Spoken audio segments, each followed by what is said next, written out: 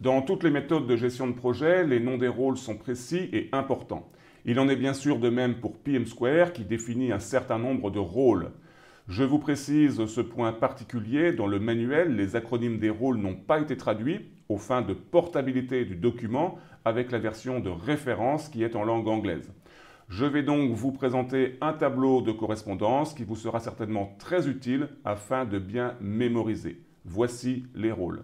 Alors commençons donc cette liste tout de suite par le premier rôle, AGB. L'organe de gouvernance approprié, c'est le groupe de personnes qui va s'occuper des décisions stratégiques sur le projet, notamment vis-à-vis du budget. Le Project Steering Committee, PSC, le comité de pilotage de projet, c'est l'instance décisionnelle de supervision du projet pour les activités en mode projet, on en reparlera.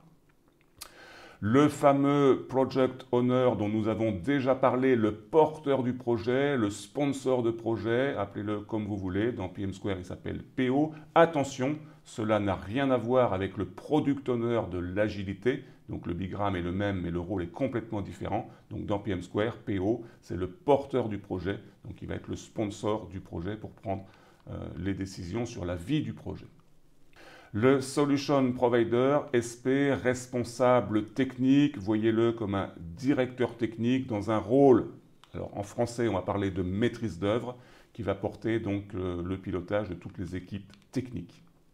Le BM, Business Manager, responsable métier. Alors attention, peut-être dans certaines versions d'examen de certification, vous aurez une traduction maladroite de directeur commercial, ce n'est surtout pas ça. Business Manager, c'est le responsable métier et non pas le directeur commercial.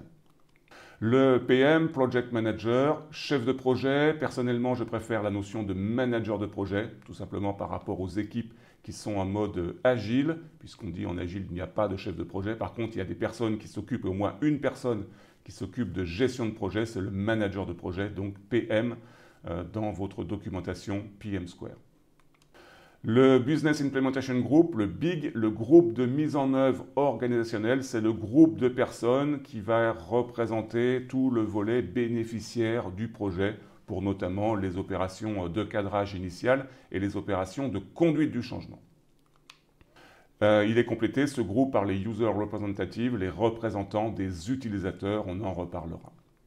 L'équipe centrale du projet, PCT, Project Core Team, tout simplement, l'équipe de développement avec ses experts en architecture, en intégration, livraison continue par exemple, c'est donc l'équipe qui va s'occuper de la réalisation technique du produit du projet.